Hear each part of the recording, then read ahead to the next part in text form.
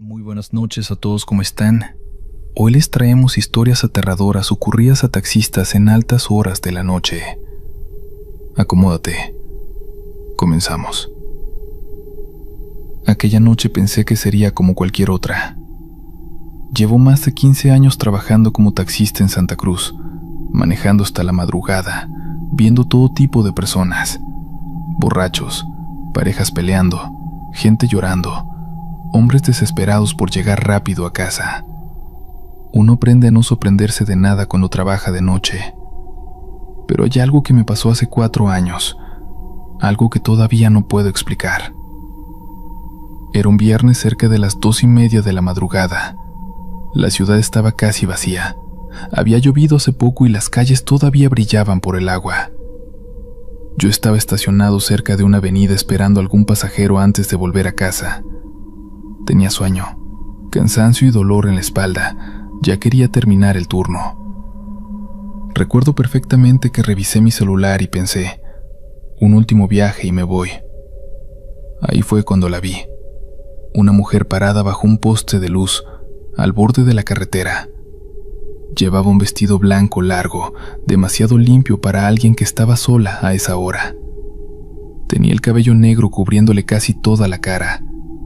No levantaba la mano ni hacía señales, simplemente estaba quieta, mirándome. No sé por qué, pero sentí algo raro apenas la vi. Una incomodidad difícil de explicar. Aún así me acerqué porque pensé que quizá necesitaba ayuda. Cuando detuve el taxi frente a ella, abrió lentamente la puerta trasera y se sentó sin decir una palabra. Lo primero que noté fue el frío. El ambiente dentro del taxi cambió de golpe. Era como si hubiera encendido el aire acondicionado al máximo, pero yo ni siquiera tenía el aire prendido. Hasta podía ver vapor salir de mi boca. «Buenas noches. ¿A dónde va?», pregunté. Ella tardó unos segundos en responder. «Al barrio San Martín, cerca del cementerio». Su voz sonaba extraña, muy baja, como si hablara cansada o triste. Arranqué sin decir más. Mientras manejaba miré por el retrovisor. Apenas podía verle la cara porque el cabello le tapaba los ojos. Tenía las manos apoyadas sobre las piernas y no se movía absolutamente nada. Ni respiraba fuerte, ni cambiaba de posición. Nada. Intenté hacer conversación, como hago siempre con los pasajeros para no dormirme. «¿Trabaja por esta zona?». No respondió. «¿Va lejos?». Silencio. Pensé que quizá estaba molesta o cansada, así que seguí conduciendo. Después de unos minutos empecé a sentir algo raro en el espejo.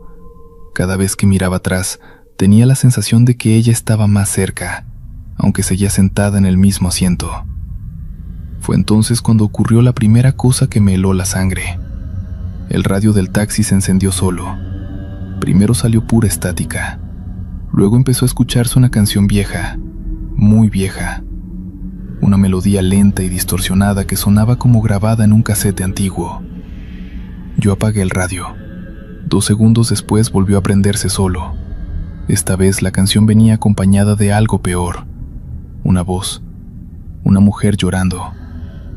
No era parte de la canción. Se escuchaba clarísimo, como un llanto suave, triste, demasiado real. Sentí la piel erizada. Miré por el espejo y la pasajera seguía inmóvil. Entonces hablé un poco nervioso. «Señorita, ¿usted escucha eso?». Ella respondió algo que jamás olvidaré. Él también lo escuchó antes de morir. Se me secó la boca. «¿Qué dijo?». Pero ella ya no habló más. Apreté el volante con fuerza y aceleré. Ya quería terminar ese viaje cuanto antes. La lluvia empezó otra vez, fuerte. Las calles estaban completamente vacías. Ni un auto, ni una moto, ni una persona. Era como si toda la ciudad hubiera desaparecido. Cuando llegamos cerca del cementerio, la mujer habló de nuevo. «Deténgase aquí». Miré alrededor. No había casas, solo oscuridad, árboles y la reja enorme del cementerio. ¿Aquí?, pregunté confundido. Ella asintió lentamente. Metí la mano para desbloquear las puertas, pero antes de hacerlo sentí algo helado tocar mi hombro. No era una sensación normal, era una mano fría. Lentamente giré la cabeza hacia atrás y la vi, su rostro. Dios mío, tenía la piel completamente pálida, los ojos negros, hundidos, como si no hubiera dormido en años. Pero lo peor era su expresión. No parecía humana, parecía muerta. Retrocedí pegándome al asiento mientras ella me observaba fijo. Entonces sonrió. Una sonrisa demasiado larga, demasiado abierta. «Gracias por traerme», susurró. Las puertas se desbloquearon solas. La mujer bajó del taxi lentamente y empezó a caminar bajo la lluvia hacia la entrada del cementerio. Yo me quedé congelado. No sé cuánto tiempo pasó hasta que reaccioné. Tal vez segundos, tal vez minutos. Pero cuando finalmente quise irme, miré el asiento trasero y encontré algo. Una fotografía vieja. La tomé con manos temblorosas. Era la foto de una mujer exactamente igual a la pasajera. Mismo vestido, mismo cabello. La imagen estaba vieja, doblada y manchada de humedad. En la parte de atrás había una fecha escrita y una frase: «Falleció en accidente camino al cementerio». Sentí un vacío horrible en el estómago.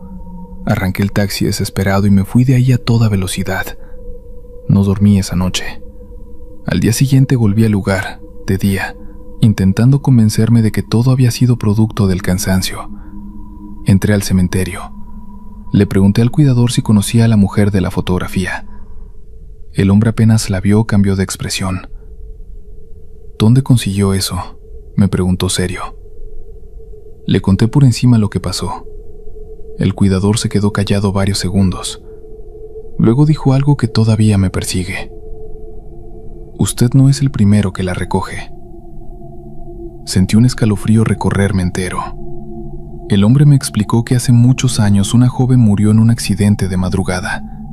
Iba en taxi hacia el funeral de su madre. El conductor perdió el control bajo la lluvia y chocaron cerca del cementerio. Ella murió en el asiento trasero. El taxista sobrevivió, pero según cuentan, nunca volvió a ser el mismo. Dicen que después del accidente empezó a ver a la mujer en las noches lluviosas, parada al borde de la carretera buscando un taxi. Muchos choferes de la zona aseguran haberla visto. Algunos dicen que desaparece antes de llegar al destino. Otros dicen que deja el asiento mojado. Y unos pocos afirman haber escuchado su llanto en la radio. Desde aquella noche jamás vuelvo a recoger pasajeros cerca del cementerio después de medianoche.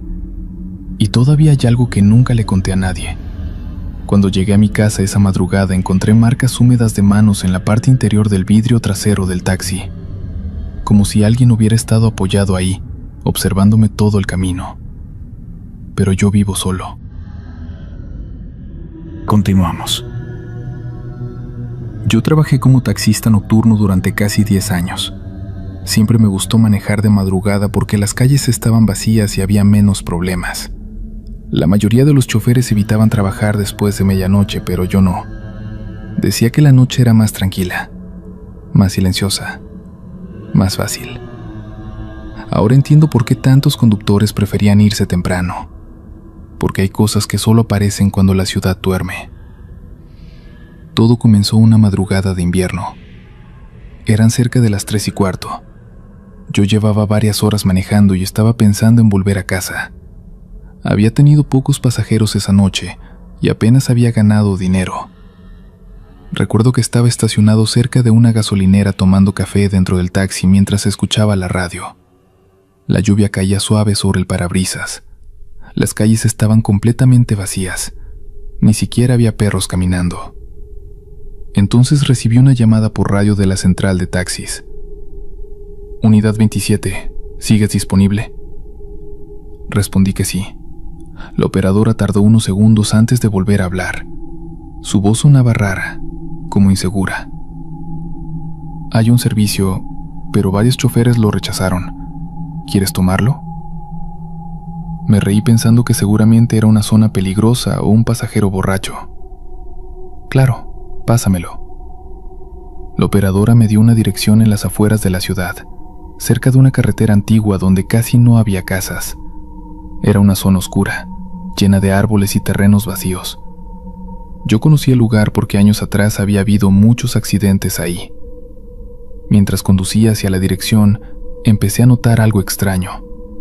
No veía absolutamente a nadie, ningún vehículo, ninguna luz en las casas, nada, solo la lluvia golpeando el taxi y el sonido del motor.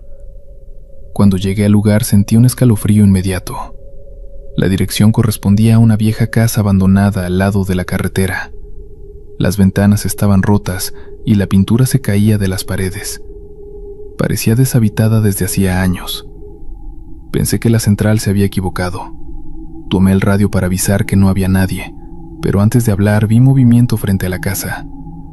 Una niña. Estaba parada bajo la lluvia. Tendría unos 10 u 11 años.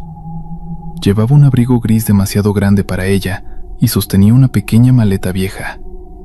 Lo raro era que no parecía mojada a pesar de la lluvia fuerte. Bajé apenas la ventana. ¿Pediste el taxi?, pregunté. La niña asintió lentamente. «Necesito que me lleve con mi mamá», dijo con una voz muy suave. Algo no me gustó de inmediato. No era normal ver una niña sola a esa hora en un lugar así, pero pensé que quizá había ocurrido algún problema familiar o algo parecido. «¿Dónde está tu mamá?». La niña levantó lentamente el brazo y señaló hacia adelante, hacia la carretera oscura. «Más adelante. Ella me está esperando». No quería aceptar el viaje. De verdad no quería. Pero verla sola bajo la lluvia me hizo sentir mal. Así que destrabé las puertas. La niña subió al asiento trasero sin hacer ruido. Y en ese mismo instante el olor dentro del taxi cambió. Olía a humedad, a tierra mojada, como si hubiera entrado aire de un sótano viejo. Intenté ignorarlo y arranqué el vehículo. Mientras avanzábamos por la carretera, miré varias veces por el espejo retrovisor. La niña iba completamente quieta mirando por la ventana. Ni siquiera pestañeaba mucho. Después de unos minutos intenté hablarle. «¿Cómo te llamas?». Silencio. «¿Y tu mamá dónde te espera exactamente?». La niña tardó varios segundos en responder. «Cerca del puente». Sentí un escalofrío, porque yo conocía ese puente. Todos los conductores de la ciudad lo conocían. Era un puente viejo donde habían ocurrido muchos accidentes durante años. Había rumores extraños sobre ese lugar. Algunos choferes decían escuchar voces cuando pasaban de madrugada. Otros aseguraban ver personas caminando al borde de la carretera que desaparecían al acercarse. Yo nunca había creído esas historias, hasta esa noche. Seguimos avanzando bajo la lluvia. La niebla comenzó a cubrir la carretera poco a poco. Cada vez veía menos. Encendí las luces altas. Entonces ocurrió algo que todavía me cuesta explicar. Vi a alguien parado en medio de la carretera. Frené de golpe. El taxi derrapó un poco sobre el asfalto mojado. Mi corazón empezó a latir rapidísimo. Frente al vehículo había una mujer alta usando un vestido oscuro. Permanecía inmóvil bajo la lluvia mirándonos fijamente. No podía verle bien el rostro por la niebla. «Ahí está mi mamá», susurró la niña desde atrás. Sentí un frío horrible recorrerme la espalda. La mujer empezó a acercarse lentamente al taxi, paso por paso, sin apartar la mirada. Yo quería arrancar e irme, pero algo me dejó paralizado. Cuando estuvo cerca de las luces delanteras, vi algo que jamás olvidaré. La mujer tenía los ojos completamente negros, no negros normales, oscuros de verdad, vacíos, como si no hubiera nada dentro. La niña empezó a reír suavemente desde el asiento trasero, una risa baja, extraña. «Mamá siempre encuentra a quien nos lleve», dijo. Sentí auténtico terror. Intenté abrir la puerta para salir del taxi, pero el seguro no respondía. Las ventanas tampoco bajaban. Todo parecía trabado. La mujer siguió acercándose, cada vez más rápido. Entonces las luces del taxi comenzaron a fallar. Primero parpadearon, después se apagaron por completo durante 2 segundos. Solo 2 segundos, pero fueron suficientes, porque cuando las luces volvieron, la mujer ya no estaba frente al vehículo. Estaba al lado de mi ventana, mirándome, sonriendo. Recuerdo perfectamente esa sonrisa porque no parecía humana. Era demasiado amplia, demasiado quieta. La niña volvió a hablar detrás de mí. ¿Nos vas a dejar entrar? En ese momento reaccioné. Golpeé el volante desesperado y el seguro finalmente se destrabó. Arranqué el taxi a toda velocidad sin mirar atrás. Escuchaba golpes suaves en la parte trasera del vehículo mientras aceleraba por la carretera. No sé cuánto tiempo manejé, quizá 10 minutos, quizá 20. Solo sé que no me detuve hasta llegar a la gasolinera donde había estado antes. Bajé del taxi temblando. El empleado de la gasolinera me vio pálido y me preguntó qué había pasado. Cuando miré el asiento trasero, ya no había nadie. La niña había desaparecido, pero la pequeña maleta seguía ahí. El empleado y yo la observamos varios segundos sin tocarla. Finalmente decidí abrirla. Dentro había ropa vieja completamente mojada y varias fotografías antiguas. En una de ellas aparecía la misma niña junto a una mujer alta usando un vestido oscuro. En la parte trasera de la foto había una fecha escrita y debajo una frase: accidente en el puente de la carretera vieja. Sentí que me faltaba el aire. Al día siguiente fui a buscar información. Descubrí que en 1987, una mujer y su hija habían desaparecido durante una tormenta mientras viajaban por esa misma carretera. Nunca encontraron sus cuerpos. Solo apareció el automóvil destrozado cerca del puente. Desde entonces, muchos conductores aseguraban verlas durante noches lluviosas. Una niña pidiendo un taxi y una mujer esperando en la oscuridad. Renuncié al turno nocturno poco después de aquello, pero hay algo que todavía no logro olvidar. Aquella noche, antes de desaparecer, la niña dejó una marca húmeda en el vidrio empañado del taxi. Una marca hecha con el dedo. 3 palabras: nos volveremos a ver. Relato 3. Mira, yo llevo 17 años manejando taxi en esta ciudad. He visto de todo: borrachos, enamorados, gente que llora sola en el asiento de atrás, ejecutivos que se quedan dormidos y casi se me van hasta Texcoco. He levantado a señoras cargadas de bolsas del mercado de Jamaica a las 4 de la mañana. He llevado doctores con las manos todavía temblando después de un turno de 12 horas. Esta ciudad me la sé de memoria, hermano. Cada bache, cada retorno prohibido, cada tramo de periférico donde te puedes sacar un extra si sabes cuándo cerrar. Conozco el DF como conozco la palma de mi mano. Pero lo que te voy a contar a ti, esto no se lo he contado a casi nadie. A mi esposa sí, una sola vez, y me dijo que no volviera a mencionarlo porque le daban escalofríos. A mi compadre Refugio también se lo conté, y el güey estuvo 3 días sin hablarme. No porque se enojó, sino porque según él, esas cosas se quedan pegadas y las andas repitiendo. Y yo, que soy hombre de razón, que no creo en fantasmas, ni en santería, ni en nada de eso, te juro por mis hijos, y tengo 3, los quiero más que a mi vida, que lo que viví esa noche no tiene explicación, ninguna que yo pueda darle por lo menos. Fue en noviembre, no recuerdo el día exacto, pero sé que era noviembre porque estábamos en los días de muertos, esos días raros en que la ciudad huele diferente, como a cempasúchil y copal mezclados con el smog de siempre. Y la gente anda con ese humor extraño, mitad fiesta, mitad tristeza. Yo había salido a trabajar tarde, como a las 10 de la noche, porque en la mañana había llevado a mi hijo mayor al médico. Nada grave, una infección en el oído, y se me fue el día en eso. Así que salí noche, con la idea de jalar unas 4 o 5 horas y ya, porque al otro día tenía que madrugar. Las primeras corridas fueron normales.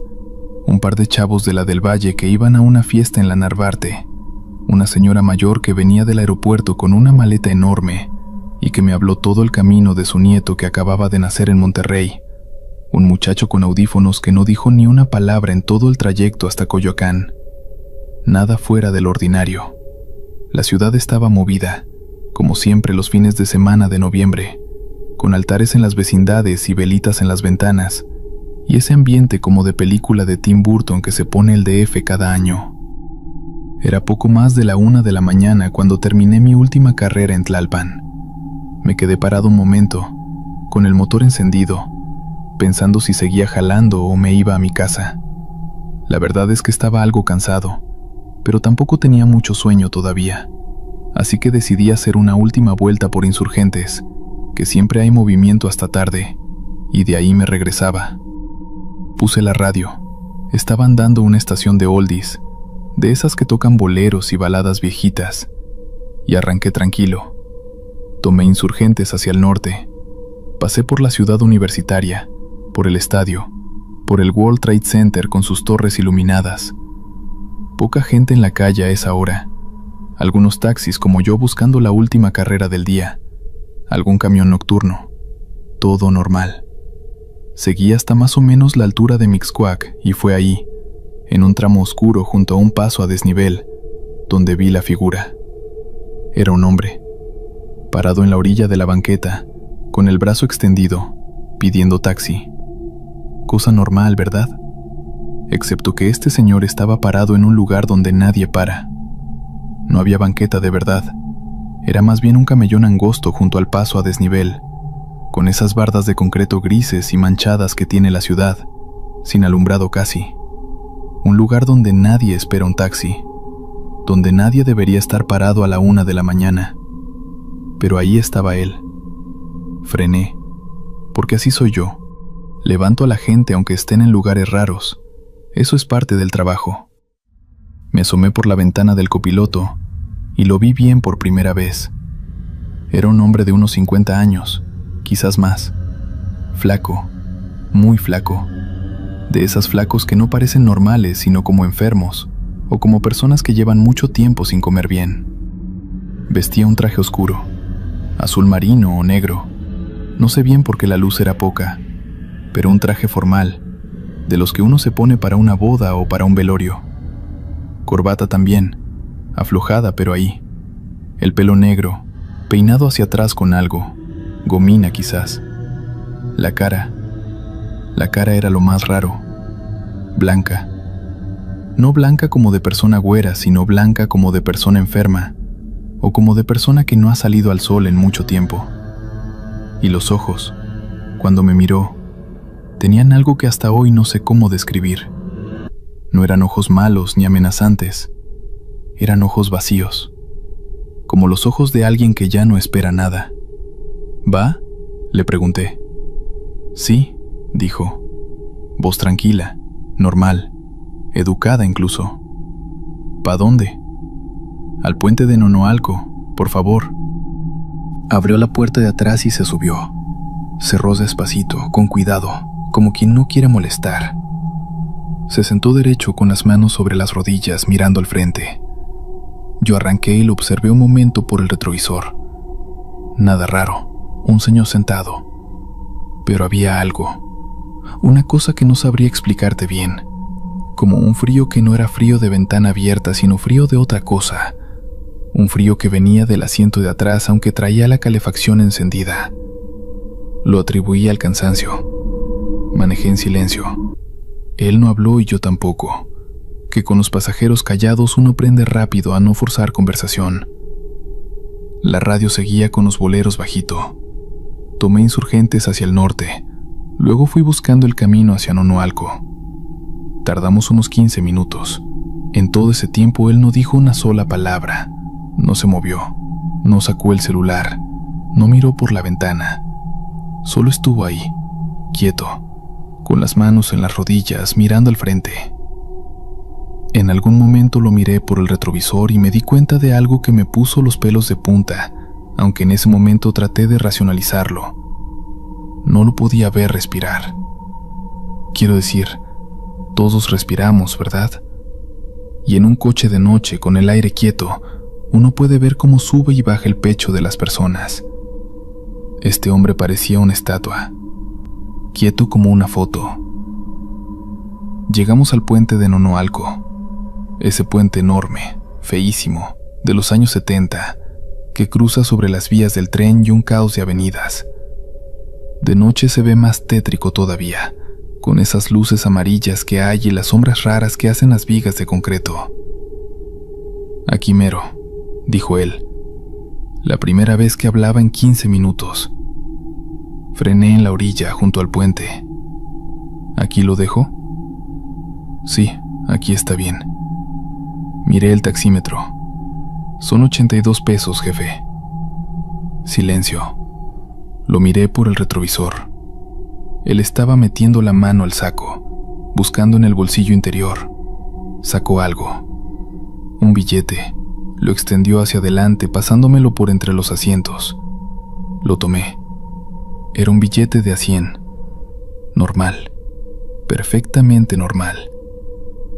«Quédese con el cambio», dijo. «Gracias.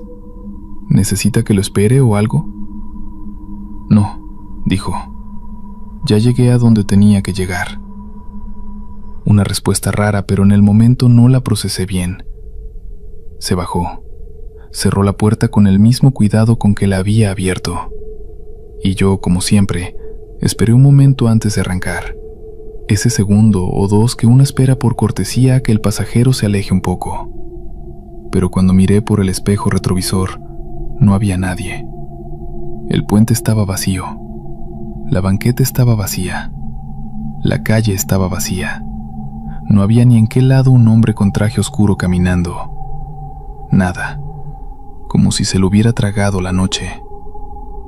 Volteé físicamente, me di vuelta en el asiento y miré por la luneta trasera. Nada. Abrí la ventana y saqué la cabeza. Nada. El puente, las vías abajo, la avenida desierta. Solo el viento frío de la madrugada y el sonido lejano de algún tráiler en la carretera. Se me fue el color, hermano. Se me fue literalmente el color. Sentí que el corazón se me bajó a los pies, porque no era posible. Eran 2, 3 segundos máximo los que habían pasado desde que escuché cerrarse la puerta. Un hombre no puede desaparecer en 2 o 3 segundos en una calle abierta. Arranqué. Arranqué rápido, sin pensar, solo con el instinto de alejarme de ahí. Me fui por Insurgentes directo, sin parar, sin buscar más carreras, con el corazón latiéndome en las orejas. Traté de calmarme. Se fue rápido, me decía. Caminó rápido y ya no lo viste. Pero no me convencía porque yo soy taxista. Tengo el ojo entrenado para ver gente en la calle. Es parte de lo que hago. Y ese hombre no estaba. Simplemente no estaba. Llegué a mi casa en 20 minutos. Entré, me senté en la cocina, me serví un vaso de agua. Mi esposa dormía. Todo estaba tranquilo. Fui respirando hondo, calmándome. «Estás cansado», me decía. Fueron horas de trabajo y la mente juega cañas. Me estaba convenciendo. Entonces recordé el billete. Lo saqué de la bolsa. Lo puse en la mesa de la cocina bajo la luz. Era un billete viejo, muy viejo. No roto, no sucio, pero viejo de una manera que los billetes que circulan normalmente no están. El papel era diferente, más grueso, más áspero. Y el diseño era de un billete que yo conocía de haberlo visto de niño, de haberlo visto en la cartera de mi papá hace 30 años. Era un billete que ya no existe, que el Banco de México dejó de emitir décadas atrás. Era un billete de a 100 pesos de los años 70. Me quedé mirándolo un buen rato. Las manos me temblaban, no mucho, pero temblaban. Fui al cuarto, desperté a mi esposa, y eso sí que no hago nunca porque ella trabaja temprano, y le mostré el billete. Ella lo miró, me miró a mí, y me preguntó de dónde lo había sacado. Le conté. Me escuchó en silencio, sin interrumpirme, con esa cara seria que pone cuando algo le preocupa de verdad. Al terminar me quitó el billete de las manos, fue a la cocina, abrió la ventana y lo tiró a la calle. «Esas cosas no se guardan en la casa», me dijo. No discutí. Al día siguiente, porque no pude dormir bien y me puse a buscar en el internet, encontré algo. No sé si fue casualidad o qué, pero encontré un foro de esos donde la gente cuenta experiencias raras en la ciudad, y había una entrada, publicada años antes, de un taxista que contaba haber levantado a un hombre con traje oscuro en Insurgentes, cerca de un paso a desnivel, que pidió ir al puente de Nonoalco, que pagó con un billete viejo y que desapareció al bajarse. Igual, exactamente igual. En los comentarios alguien escribía que ese puente, el de Nonoalco, era un lugar conocido entre la gente del rumbo por una razón triste, que desde los años 60, cuando lo construyeron, varias personas habían saltado de ahí, y que entre los vecinos había una historia que se repetía de generación en generación, la de un hombre de traje que aparece en las noches de noviembre, pidiendo que lo lleven a donde tenía que llegar. Yo no sé qué llevé esa noche en mi taxi, no sé a dónde llegó, ni de dónde venía, ni qué era exactamente. Solo sé que desde entonces, en noviembre, no trabajo después de la medianoche, y si alguien me para cerca de un paso a desnivel en un lugar donde no debería haber nadie, sigo de largo y no volteo. Continuamos. Me llamo Gerardo Islas, tengo 43 años y soy taxista de segunda generación. Mi padre, al que todo el mundo en la base le decía el Tata Refugio, manejó taxi en esta ciudad durante 31 años. Empezó en el 78 con un Datsun destartalado que le prestó su cuñado, y no paró hasta que el cuerpo ya no le dio más, hasta que las rodillas y la espalda y la presión dijeron basta. Fue taxista toda su vida adulta, conocía Guadalajara como nadie, cada colonia, cada callejón, cada atajo que no aparece en ningún mapa. Cuando yo era chico me llevaba de copiloto los fines de semana, y yo me sentaba ahí con mi torta y mi refresco sintiéndome el rey del mundo, mientras él me iba explicando la ciudad como si fuera un maestro explicando geografía. Mira, mijo, aquí vivía fulano. Por esta calle pasó la procesión del año del cólera. Este edificio lo construyó un español que huyó de la guerra. Mi padre sabía historias de cada esquina, pero había una historia que él nunca me contó. Me enteré de ella después de que murió, hace 6 años. La encontré escrita a mano en una libreta de esas cuadriculadas que usaba para llevar sus cuentas del taxi, metida hasta el fondo de una caja de cartón llena de papeles viejos, facturas del coche, recibos de gasolina, fotos. La libreta tenía en la portada, escrito con su letra de hombre que aprendió a escribir tarde y nunca tuvo buena caligrafía: lo que me pasó en la carretera a Tequila, para que no se pierda aunque yo quiera olvidarlo. Lo que les voy a contar es lo que él escribió en esa libreta, lo que le pasó a él, en sus propias palabras, que yo voy a contar como si fueran mías porque al final es la misma sangre y la misma memoria. Corría el año de 1994. Mi padre tenía entonces 38 años. Yo era un escuincle de 7 y mi hermana Lupita tenía 5.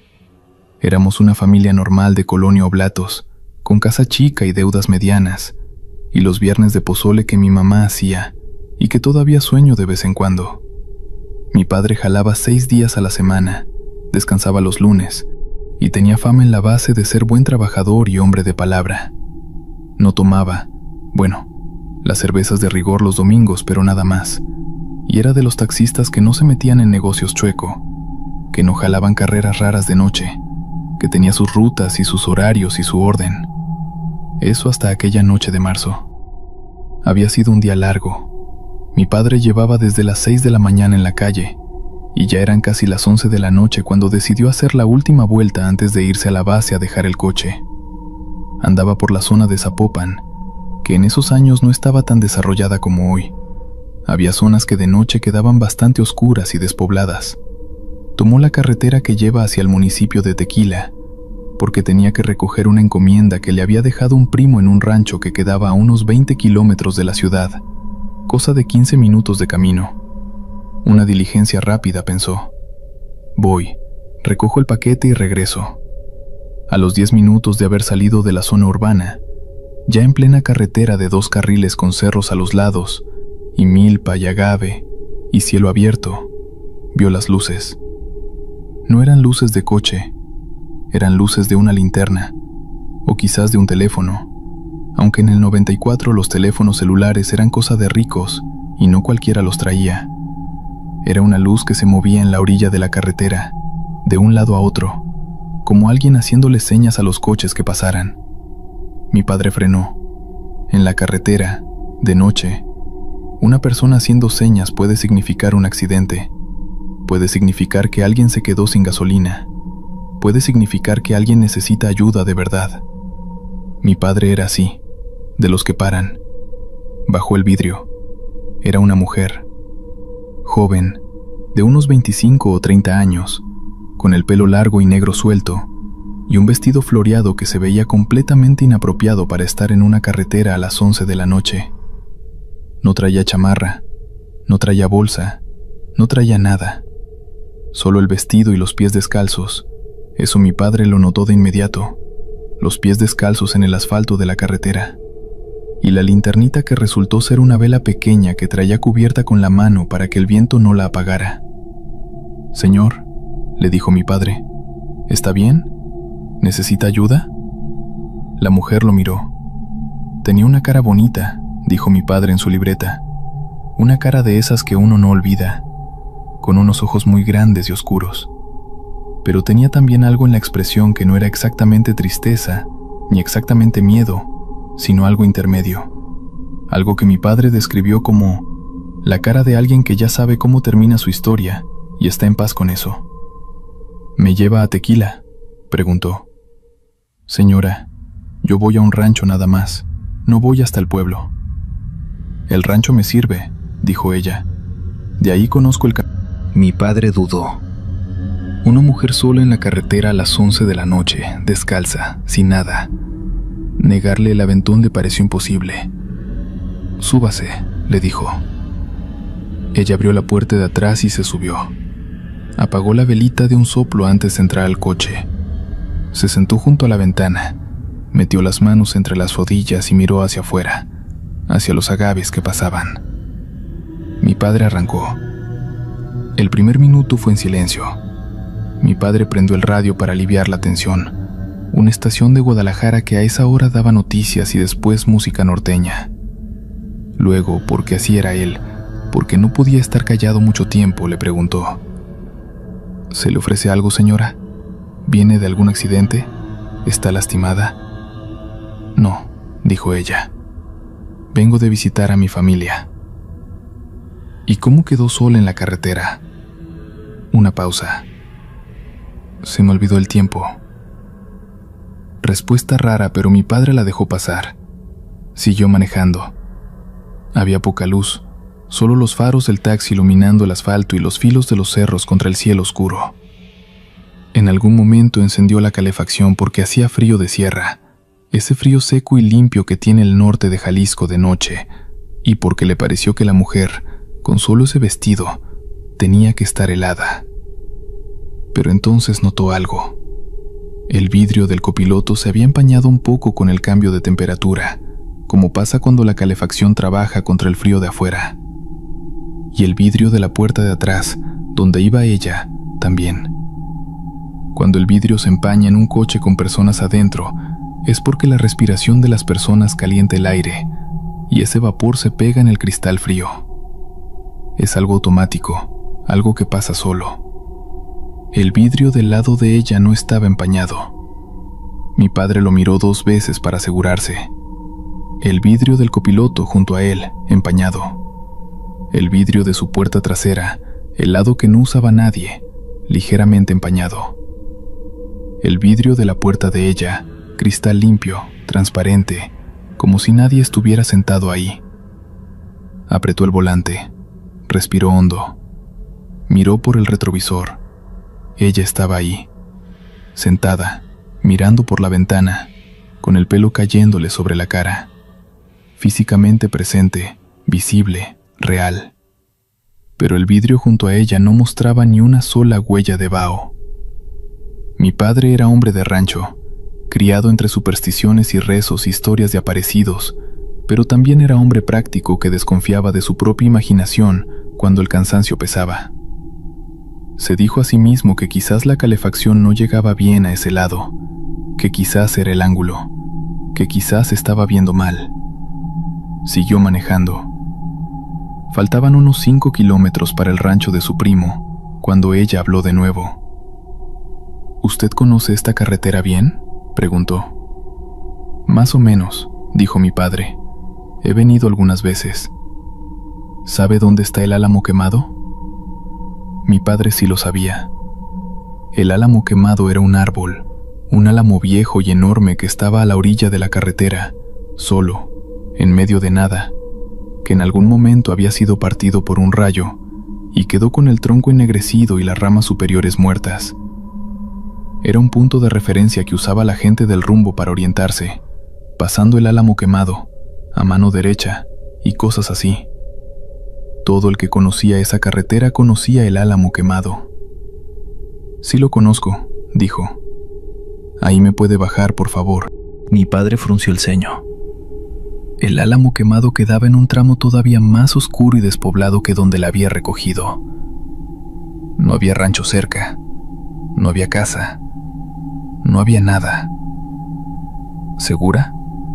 No hay nada por ahí. Sí hay, dijo ella. Hay lo que necesito.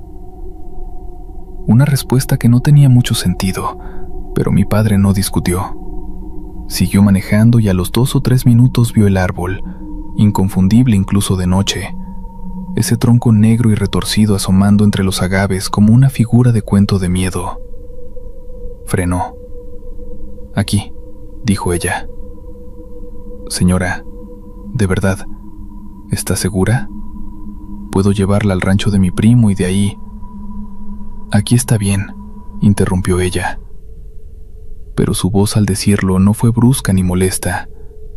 Fue suave, casi amable, como si le estuviera diciendo que no se preocupara, que todo estaba bien. Muchas gracias por llevarme. No me debe nada, dijo mi padre. No le cobro nada, fue poco trecho. Gracias, repitió. Abrió la puerta, y entonces antes de bajarse, hizo algo que mi padre escribió con letra más grande que el resto, como si quisiera que esa parte quedara clarísima, subrayada 2 veces en la libreta. Se volteó hacia él. Lo miró directamente a los ojos por el retrovisor, y le dijo: Cuide a sus hijos, señor, el mayor sobre todo. Tiene un destino importante ese niño. Yo soy el mayor. Tenía 7 años en ese momento. Mi padre no pudo responder. Sintió que la voz se le atoró en la garganta, y en el segundo en que parpadeó, en ese fragmento de segundo en que los ojos se cierran y se abren solos, ella no estaba. Puerta cerrada, asiento vacío, la carretera afuera oscura y quieta, y los agaves moviéndose despacio con el viento. Ni una sola figura caminando hacia el árbol ni en ninguna otra dirección. El campo abierto y solo. Mi padre se quedó paralizado unos 3 o 4 minutos, según escribió. No pudo moverse. Tenía las manos aferradas al volante y el motor encendido, y los faros alumbrando el asfalto vacío, y no podía moverse. Le temblaban las piernas. Sentía ganas de llorar, aunque no sabía exactamente por qué. No de miedo, sino de algo más difícil de nombrar. Algo como cuando uno está en una iglesia enorme y de repente siente el peso de todo lo que no entiende. Finalmente arrancó. Fue al rancho de su primo. Recogió el paquete sin decirle nada de lo que había pasado y se regresó a Guadalajara. Llegó a su casa pasada la medianoche. Entró al cuarto donde dormíamos mi hermana y yo, y según me contó mi mamá muchos años después, estuvo parado en la puerta del cuarto un buen rato, mirándome dormir, hasta que ella lo jaló de vuelta a la recámara y le preguntó qué tenía. Nada, le dijo. Solo me acordé de quererlos. Mi padre nunca volvió a tomar esa carretera de noche. En 31 años de taxista, con todas las vueltas que dio y todos los caminos que conoció, nunca más fue a esa carretera pasadas las 6 de la tarde. Y nunca me contó lo que había pasado. Lo guardó para su libreta y lo escribió solo, en letra apretada y llena de faltas de ortografía que a mí me parten el alma releer, como si escribirlo fuera la única manera de sacárselo del pecho sin tener que decírselo a nadie. Busqué, después de encontrar la libreta, si había alguna historia conocida en esa zona de la carretera a Tequila. No encontré mucho, pero sí encontré algo. En el municipio hay una tradición oral, de las de verdad viejas, sobre una mujer que aparece en los caminos durante las noches de luna nueva de primavera. ¿Qué es lo que era aquella noche de marzo del 94? Luna nueva. Y que pide que la lleven hacia el Álamo Quemado, que es, según la historia, el lugar donde ella murió hace muchos años, esperando a alguien que nunca llegó. Dicen que siempre va descalza. Dicen que el vidrio junto a ella nunca se empaña. Y dicen que a los que la llevan sin miedo y sin cobrarle nada, les dice una verdad sobre alguien que quieren. Una sola verdad, antes de desaparecer. No sé qué destino importante tengo yo. 43 años y sigo manejando taxi, como mi padre, en las mismas calles que él me enseñó.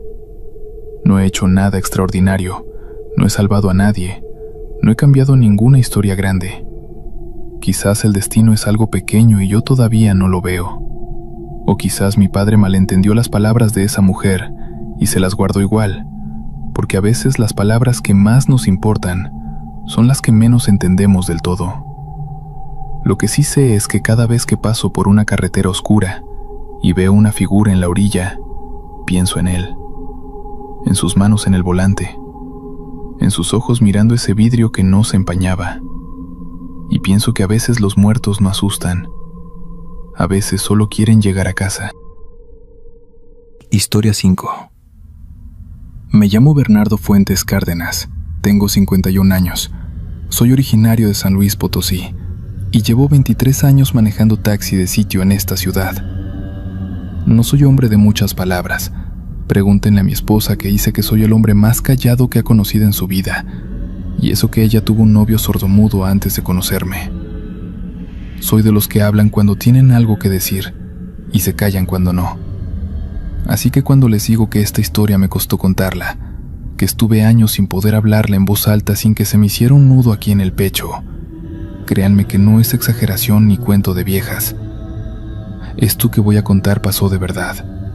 Pasó en la carretera federal 57, en el tramo entre San Luis Potosí y Matehuala, en una noche de agosto del año 2003. Yo tenía entonces 28 años, llevaba apenas 4 en el oficio, y era todavía de esos taxistas jóvenes que creen que lo han visto todo y que el mundo no tiene nada que sorprenderlos. Esa noche me quitó esa idea para siempre. Había aceptado una carrera larga, de esas que no son frecuentes pero que cuando llegan uno las agarra con las 2 manos porque el dinero es bueno. Un señor de negocios, cliente habitual del sitio donde yo trabajaba, necesitaba que lo llevaran a Matehuala a entregar unos documentos y lo regresaran a San Luis esa misma noche. Me habló directamente a mí porque ya me conocía, porque sabía que yo era puntual y que no paraba en cada fonda del camino a echarme una cerveza como hacían otros compañeros. Le dije que sí. Acordamos el precio, que fue bueno, y salimos a las 4 de la tarde para llegar a Matehuala antes de las 6, hacer lo que tuviera que hacer el señor y regresar. Todo salió según el plan en la ida. Llegamos a Matehuala, el señor bajó, estuvo como hora y media en sus asuntos, regresó al taxi y emprendimos el regreso a San Luis Potosí. Eran ya casi las 8 de la noche. El señor iba en el asiento de atrás con su maletín, revisando papeles con una lucita de esas que se prenden en la lámpara del techo, y yo manejaba en silencio por la carretera 57 hacia el sur. La 57 de noche es una carretera bonita, si uno le puede llamar bonita a algo que da un poco de respeto. Es larga y recta en muchos tramos, con el desierto potosino a los lados, cactus y huizaches y piedra y silencio, y el cielo de noche en esa zona es de los más abiertos que he visto, lleno de estrellas porque no hay luz de ciudad que las tape. Pero también es una carretera solitaria. Hay tramos de 20, 30 kilómetros donde no se ve ni una sola luz de rancho, ni de gasolinera, ni de nada. Solo la carretera y el desierto y el cielo. Y en esos tramos, de noche, uno siente el peso de la soledad de una manera que en la ciudad nunca siente. Llevábamos como 40 minutos de regreso cuando el señor se quedó dormido. Lo escuché recostarse, escuché que la lucecita del techo se apagó, y en el retrovisor lo vi con la cabeza apoyada en la ventana y los ojos cerrados. Bien, yo seguí manejando en silencio, con el radio bajito para no despertarlo, una estación de Matehuala que todavía alcanzaba señal y que daba música de banda. Fueron como otros 20 minutos de calma total. La carretera, las estrellas, la música bajita, el ronroneo del motor. Yo iba pensando en mis cosas, en que con lo que me pagara el señor podría arreglar la llanta de refacción que traía ponchada desde hacía semanas, en que mi esposa me había pedido que compráramos una televisión nueva para la sala. Pensamientos normales de hombre normal en una noche normal. Entonces vi las luces de emergencia. Eran las luces de un coche parado en el acotamiento, esas luces naranjas que parpadean cuando hay una emergencia. Estaban a unos 200 metros adelante, del lado derecho de la carretera. Frené un poco, como hace uno por instinto cuando ve algo así, y fui acercándome despacio. Era un coche, un sedán oscuro, no recuerdo bien la marca, quizás un Tsuru o algo parecido, con las luces de emergencia prendidas y estacionado en la orilla. Y junto al coche, parado en el acotamiento, había un hombre solo, parado junto a su coche con las manos en los bolsillos, mirándose a la carretera, sin señales de que estuviera haciendo algo para arreglar el coche, sin gato, sin llanta de refacción, sin nada. Solo parado ahí, mirando. Frené a su altura y bajé el vidrio. El señor de negocios seguía dormido en el asiento de atrás. ¿Todo bien?, le pregunté. El hombre se acercó a la ventana. Era de unos 40 años, complexión normal, pelo corto, con una camisa a cuadros y pantalón de mezclilla. Una cara común, de esas que no tienen nada especial que te hagan recordarlas. Cara de cualquiera. Se me ponchó una llanta, dijo. ¿Me puede llevar a la siguiente gasolinera? Creo que está a unos kilómetros. Miré el coche. Efectivamente, la llanta delantera derecha estaba ponchada, aplastada contra el asfalto. Cosa normal, completamente normal. Dudé un segundo. Traía pasajero, y los taxistas de sitio no somos de Uber. No levantamos gente en la calle, tenemos clientes fijos. Pero era un hombre solo en una carretera desierta, y la siguiente gasolinera efectivamente no quedaba lejos, cuestión de 10 minutos. No fui capaz de dejarlo ahí. «Súbase», le dije. Se subió al asiento del copiloto, cerró la puerta. Olía a colonia barata y a sudor de hombre que lleva horas en la carretera, un olor normal, humano. Me dio las gracias con un gesto de cabeza y se acomodó en el asiento. Arranqué. Los primeros minutos fueron en silencio. Yo manejando, él mirando al frente, el señor de negocios dormido en el asiento de atrás. La carretera vacía y oscura, la música de banda bajita. Luego él habló. ¿Va seguido por esta carretera? Cuando hay carrera larga, sí, dije. ¿Y de noche también? De vez en cuando. Silencio otro momento. Luego, ¿ha visto cosas raras por aquí? Me llamó la atención la pregunta. ¿Cómo qué cosas? Se encogió de hombros. Cosas. En esta carretera hay cosas. Yo vengo seguido por aquí y siempre veo algo. No le respondí de inmediato. Había algo en la manera en que lo dijo, tranquilo, casi conversacional, como si estuviera hablando del clima, que me puso en guardia sin que supiera bien por qué. ¿Cómo qué ha visto usted?, pregunté al final.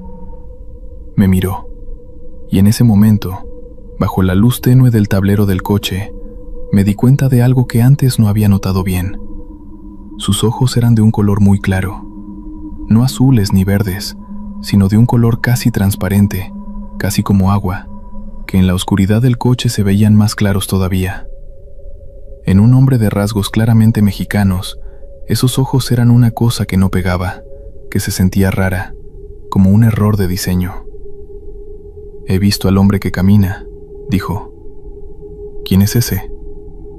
«Dicen que es un hombre que murió en esta carretera hace muchos años, en un accidente, y que desde entonces camina de noche por el acotamiento, tratando de llegar a donde iba cuando murió.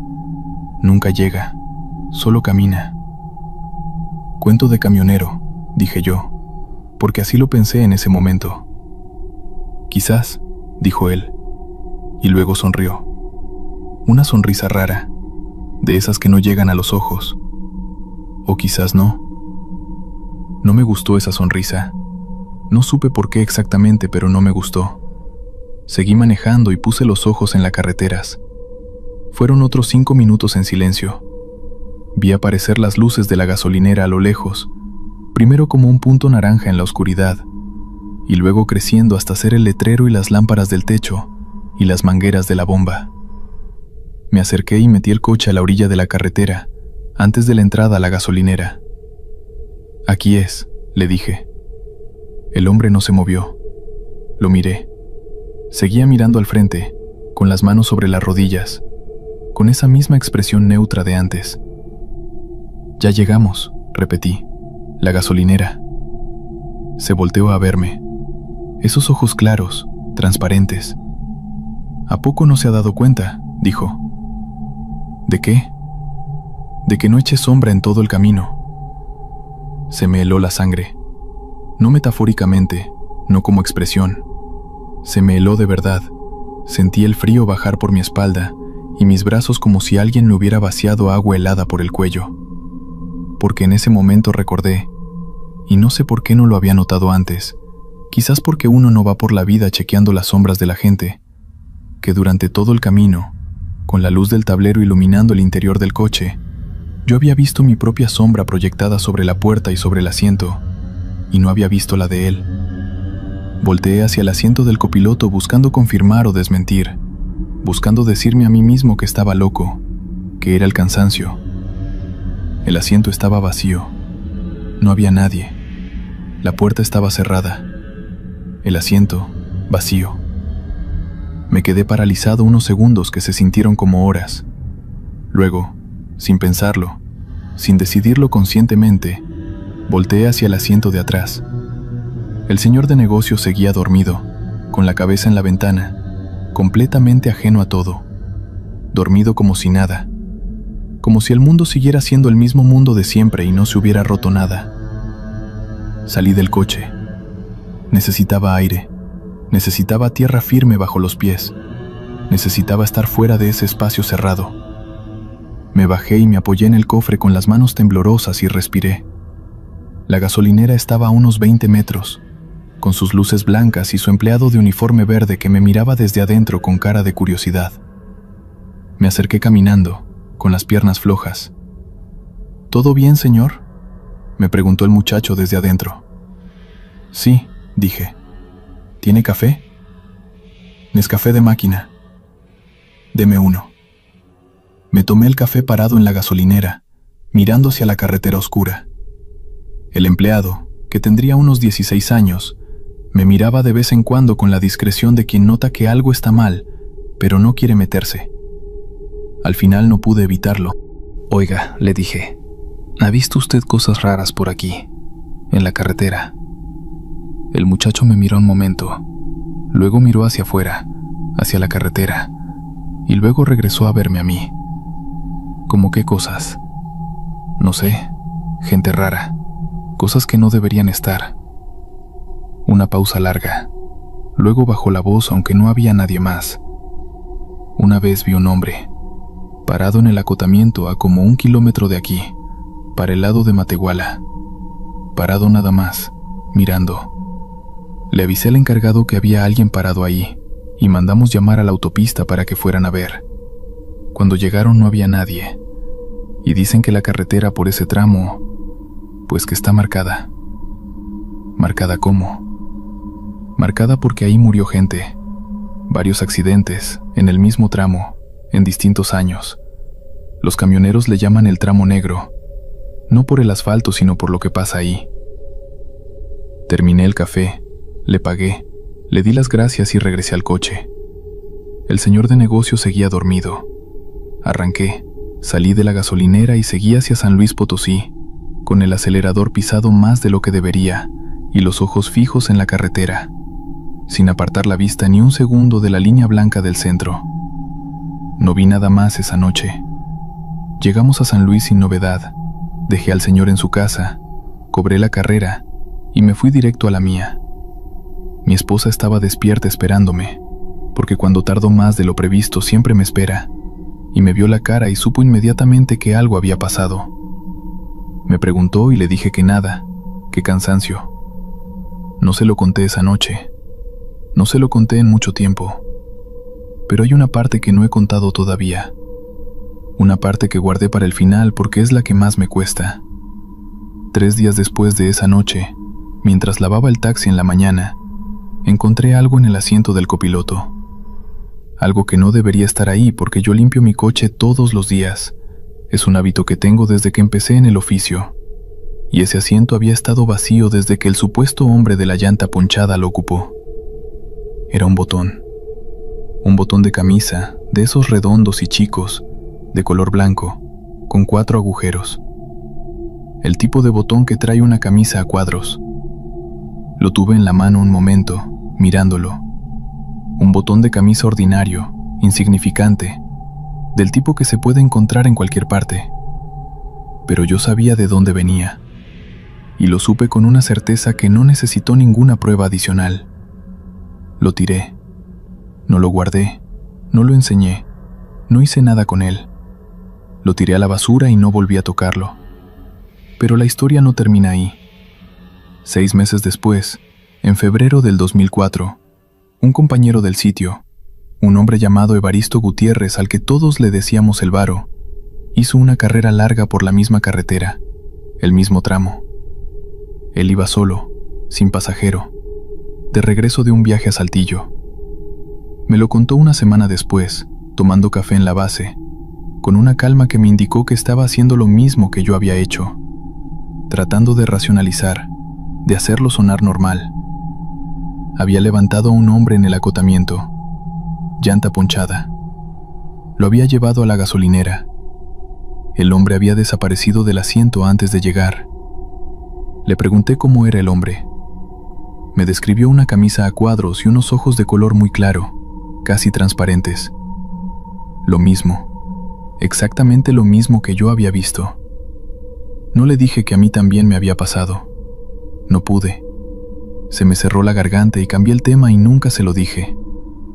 El Varo murió 2 años después, infarto. No tuvo nada que ver con esto, pero se fue sin saber que no estaba solo en esa historia. Busqué después, con la poca maña que tengo para el internet, si había algún registro de accidentes graves en ese tramo de la 57. Encontré menciones a varios choques a lo largo de los años, algunos mortales. Uno de ellos, de finales de los 80, involucraba a un hombre de unos 40 años que viajaba solo y que murió en el impacto. El periódico de la época, que alguien había escaneado y subido a un foro, lo describía con una camisa a cuadros. No encontré nada sobre el color de sus ojos.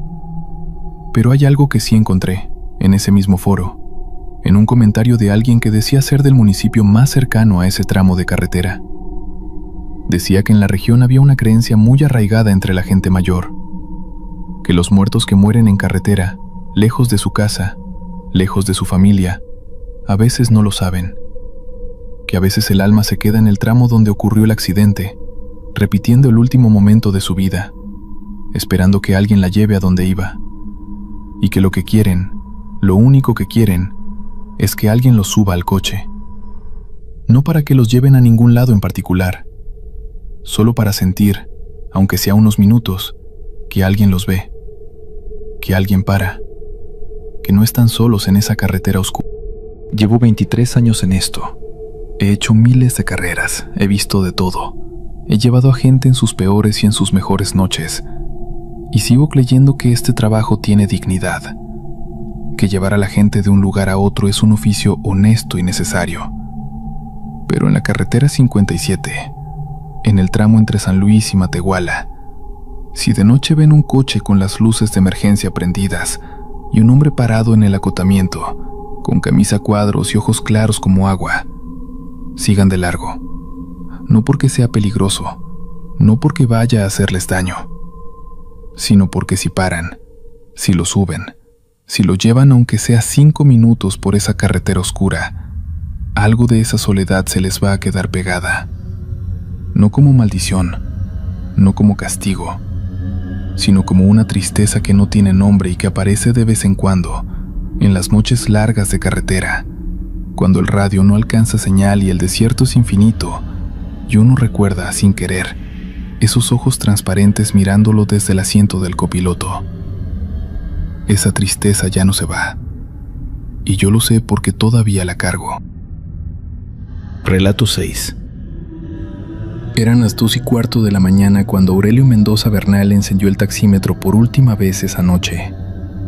Llevaba 12 horas al volante, los ojos secos de tanto parpadear contra el resplandor anaranjado de los postes del periférico, la espalda partida en dos por ese dolor sordo que ya era su compañero permanente desde hacía 6 años, desde que cambió el camión de carga por el Suru verde pistacho que ahora era su vida, su deuda y su condena.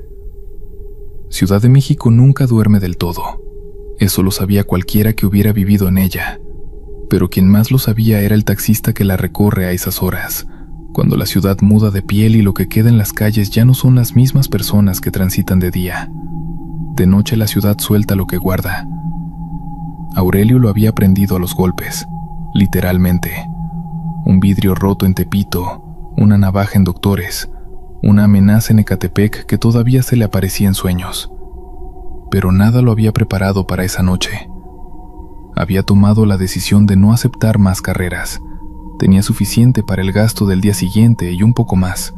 La regla que él mismo se había impuesto era clara. Cuando el cuerpo dice ya, le haces caso. Pero entonces la vio. Estaba parada en la esquina de Insurgentes con Baja California, bajo uno de esos árboles viejos que en esa zona hacen que la banqueta parezca más oscura de lo que es. Una mujer, vestida de negro, o al menos eso parecía, aunque la luz no era suficiente para estar seguro. Tenía el brazo levantado con esa forma particular que tienen las personas cuando saben exactamente lo que están haciendo, sin la duda del turista ni la ansiedad del que lleva rato esperando. Solo el brazo, firme, esperando. Aurelio frenó casi sin pensarlo. Después, muchas veces, se preguntó por qué no siguió de largo. La regla era no tomar más carreras. Él mismo se la había puesto. Y sin embargo, algo lo hizo frenar. No fue lástima. No fue instinto de servicio. Fue otra cosa que nunca pudo nombrar bien. Algo parecido a una atracción. Como si la ciudad lo hubiera jalado hacia esa esquina con una cuerda invisible. La mujer abrió la puerta trasera y entró sin preguntar cuánto cobraba, sin decir buenas noches, sin hacer el pequeño ritual social que casi todo pasajero cumple al subirse a un taxi. Se sentó y dijo una dirección con una voz tan plana, tan sin inflexión, que Aurelio tuvo que pedirle que la repitiera. Calle Moctezuma 243, en Xochimilco. Xochimilco. Aurelio miró el reloj del tablero. 2:16. Xochimilco a esa hora era media hora larga, quizá 40 minutos si agarraba tramo libre en el anillo periférico. La carrera valía, eso sí, valía bien. Ándele, dijo y arrancó. Lo primero que notó fue el silencio. No el silencio ordinario del pasajero que va en su mundo, sino un silencio con textura, con peso. Como si la mujer no solo no hablara, sino que activamente absorbiera el sonido. Aurelio tenía la costumbre de llevar la radio encendida bajito, una estación de noticias que le daba compañía sin distraerlo. En ese momento se dio cuenta de que no la escuchaba, y tardó unos segundos en entender que no era porque estuviera baja, sino porque de alguna manera el silencio de la pasajera la había tragado. La subió en el espejo retrovisor. Estaba sentada muy recta, las manos sobre el regazo, la mirada fija hacia adelante. Tendría 40 años, quizá menos, era difícil saberlo. El cabello oscuro le caía liso a los lados de la cara. Llevaba ropa oscura, sí, una blusa o un vestido que no dejaba distinguir bien dónde terminaban sus brazos y empezaba la tela. Lo más extraño era su expresión. No había nada en ella. No cansancio, no prisa, no la tensión natural de una mujer sola en un taxi de madrugada. Nada. Una cara tan quieta como una fotografía. Aurelio se concentró en manejar. Tomó Insurgentes al sur, luego el Periférico. El tráfico era escaso, apenas algún tráiler de distribución, 2 o 3 coches perdidos. La ciudad a esa hora tenía ese aspecto de maqueta, de decorado sin actores. Pasaron 10 minutos. Aurelio carraspeó. ¿Va a algún evento o...? Nada. Pensó que quizá no lo había escuchado. Oiga, señorita. No hable, dijo la mujer. No fue grosero, no fue brusco. Fue una instrucción, dicha con la misma entonación con que se le dice a alguien que cierre una puerta o apague una luz. Una instrucción funcional, sin emoción. Aurelio cerró la boca. Por la parte alta, algo le había pasado por el cuerpo al escuchar esas dos palabras. Algo que las calles ahí se vuelven más angostas, los árboles más grandes, las bardas más altas. Es una zona de la ciudad donde parece que las décadas se acumulan unas sobre otras, sin que nadie las retire. Casas viejas con portones de madera, solares con perros que ladran sin urgencia, postes con focos que parpadean. El GPS marcó que faltaban 3 minutos para llegar. Fue entonces cuando Aurelio la miró de nuevo en el espejo y notó algo que hizo que su mano apretara el volante sin que él lo decidiera. La mujer no proyectaba sombra. Tuvo que mirarlo 2 veces, 3. La luz del poste que acaban de pasar entraba por la ventana trasera derecha, en un ángulo que debería haber producido, sobre el asiento y sobre la puerta izquierda, una sombra clara. El asiento tenía la sombra, la puerta tenía la sombra. La mujer, no. Aurelio sintió que la saliva se le secaba. Buscó razones. El ángulo, el tipo de luz, su propio cansancio, 12 horas al volante, los ojos que ya no funcionaban bien. Siguió mirando al frente, tratando de controlar la respiración, diciéndose que eran las 2 de la madrugada y que llevaba desde las 2 de la tarde sin dormir, y que el cerebro hace cosas cuando está agotado. Aquí es, dijo la mujer. Aurelio frenó, miró la calle, una barda gris larga, con musgo. Un portón de hierro oxidado, un número pintado a mano con pintura blanca que ya se caía, 243. Son 180, dijo Aurelio con una voz que no reconoció como propia. La mujer abrió la puerta, bajó. Aurelio esperó escuchar el sonido de sus pasos sobre el pavimento, ese sonido concreto y real que hacen los zapatos en la calle. No escuchó nada. Giró en el asiento. La calle estaba vacía. No había nadie frente al portón. No había nadie en la banqueta. La puerta trasera del taxi estaba abierta, y más allá de ella la calle estaba absolutamente vacía. Aurelio se quedó inmóvil durante lo que debieron ser 30 segundos, pero que sintió como varios minutos. Luego, lentamente, extendió el brazo hacia el asiento trasero. Pasó la mano sobre el vinilo. Estaba frío. No el frío de una noche de febrero, sino un frío más quieto, más adentro.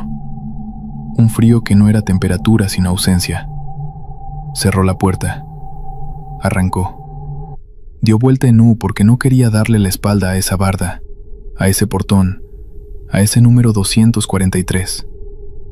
Tomó la primera calle que encontró y manejó durante varios minutos sin rumbo, solo alejándose.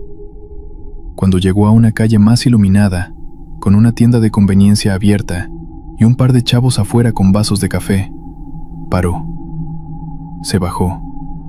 Caminó hasta la tienda. Pidió un café. Se sentó en el borde de la banqueta y lo tomó despacio, mirando la calle, esperando que el mundo ordinario se reinstalara en su lugar. A la mañana siguiente no le contó a nadie. ¿Qué iba a decir? Que llevó a alguien que no proyectaba sombra, que se esfumó en una calle de Xochimilco a las 2 de la mañana. Se lo cayó como se callan esas cosas que suenan ridículas en la luz del día. 3 semanas después, en una parada de taxis cerca de Insurgentes, un compañero llamado Rosales, con más años al volante que Aurelio, sacó el tema él solo.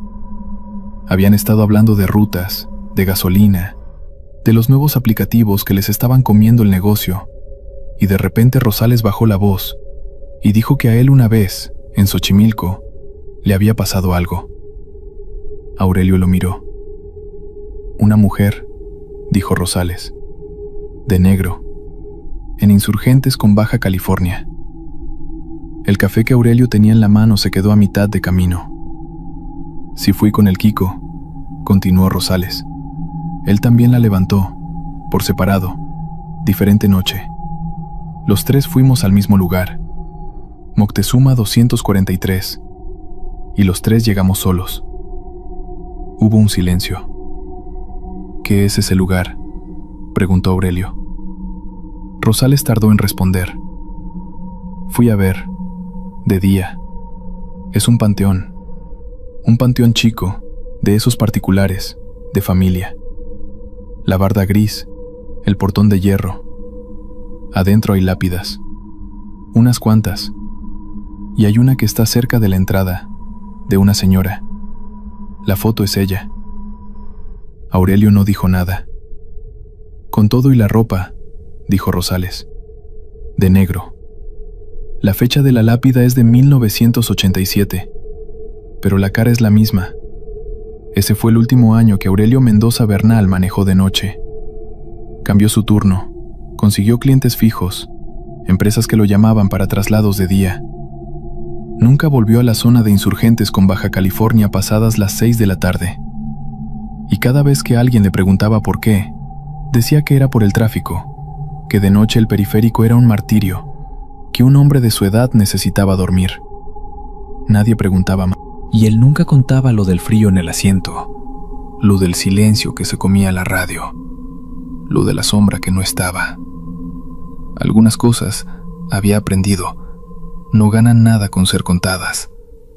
Solo se quedan viviendo en el pecho, entre el esternón y la columna, en ese espacio exacto donde cabe justo una mano abierta, presionando, siempre presionando, como si algo quisiera salir desde adentro o entrar desde afuera.